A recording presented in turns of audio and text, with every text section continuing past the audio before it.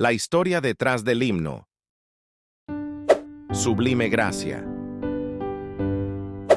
Sublime Gracia, conocido en inglés como Amazing Grace, es uno de los himnos cristianos más famosos y queridos en el mundo de habla inglesa.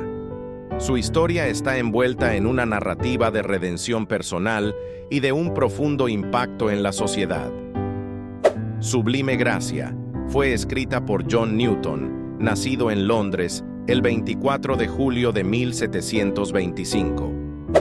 Su madre fue una mujer piadosa que le inculcó los principios cristianos y la palabra de Dios a una edad temprana.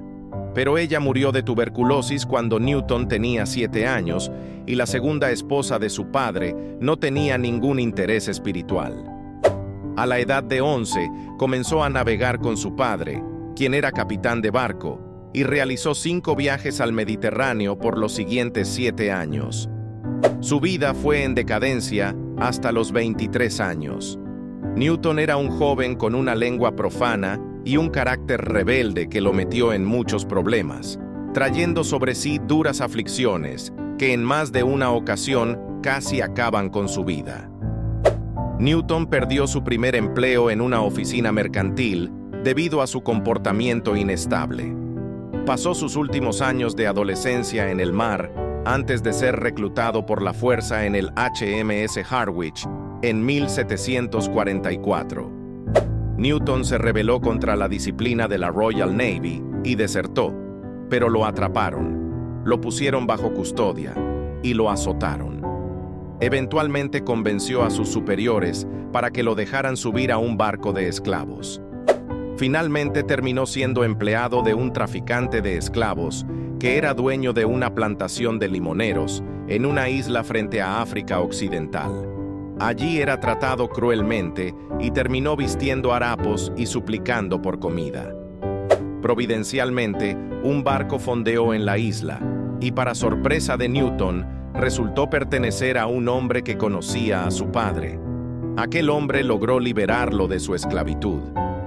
El barco navegó durante más de un año por distintos puertos. El 21 de marzo de 1748, en un viaje de regreso a Inglaterra, el barco fue alcanzado por una enorme tormenta. Newton se despertó en la noche cuando su habitación comenzó a llenarse de agua.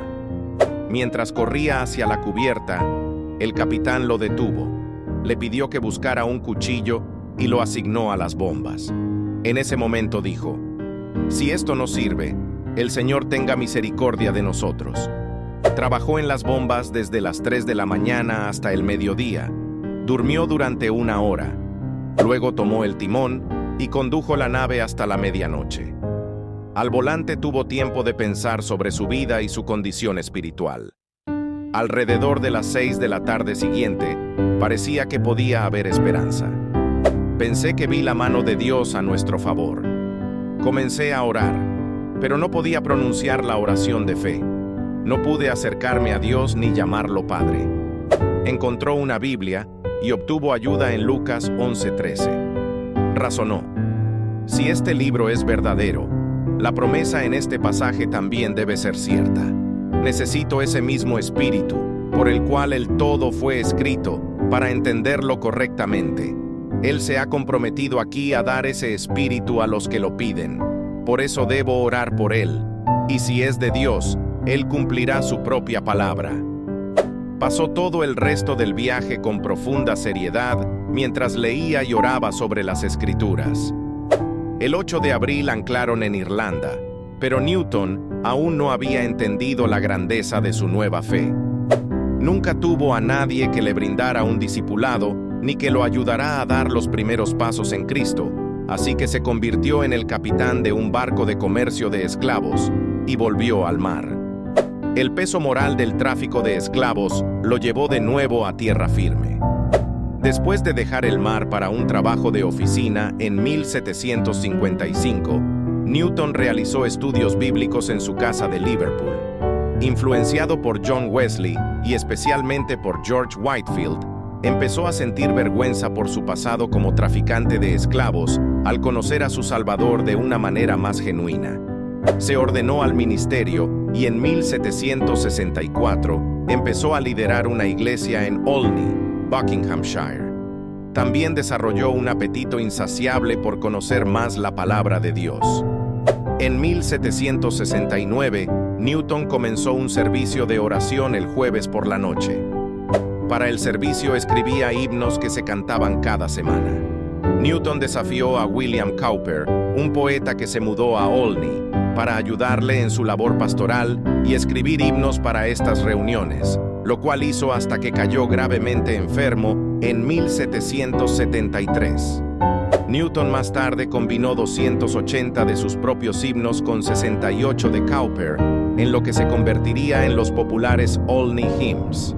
El himno Sublime Gracia fue concebido por Newton a finales de diciembre de 1772, cuando preparaba el sermón que predicaría en su iglesia, el 1 de enero de 1773. Ese fue el día en el que el himno más famoso del mundo fue cantado públicamente por primera vez.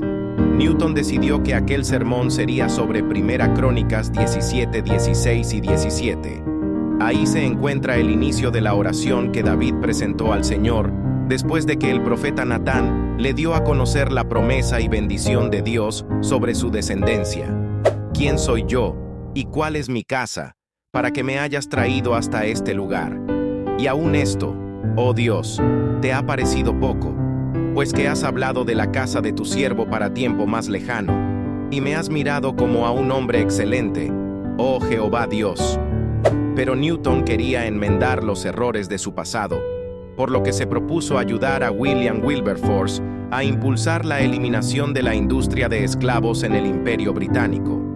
En 1787, Newton escribió Pensamientos sobre el comercio de esclavos africanos, con el propósito de ayudar a Wilberforce en su campaña de poner fin a esta práctica. El recuerdo de ese capítulo en su vida nunca lo abandonó, pero aparte de su trabajo como activista social, John Newton siempre fue considerado un pastor dedicado a su rebaño, fiel a la Escritura, tierno y amoroso con todos. Amaba tanto que convirtió su casa en un asilo para aconsejar a los desanimados y dar consuelo a los afligidos. Amó a todos sin ninguna pretensión, y fue siempre tierno y perdonador como su Salvador lo fue con él. Este himno ha sido cantado en los momentos más difíciles y célebres de la historia. Fue cantado por ambos bandos que se enfrentaban en la Guerra Civil del Norte contra el sur de los Estados Unidos. También fue interpretado en todas las marchas convocadas por el pastor Martin Luther King en defensa de los derechos civiles de los afroamericanos. ¿Y tú qué piensas? ¿Ya tuviste un encuentro con la asombrosa gracia de Dios? ¿Qué es lo que más te conmueve del maravilloso amor y la gran misericordia de Dios? Te invitamos a conocer la historia de tu himno favorito. Comenta cuál te inspira más y comparte con tus amigos para que todos aprendamos juntos. Dale me gusta, comenta y comparte si te gustaría conocer más sobre las historias que inspiran nuestra fe.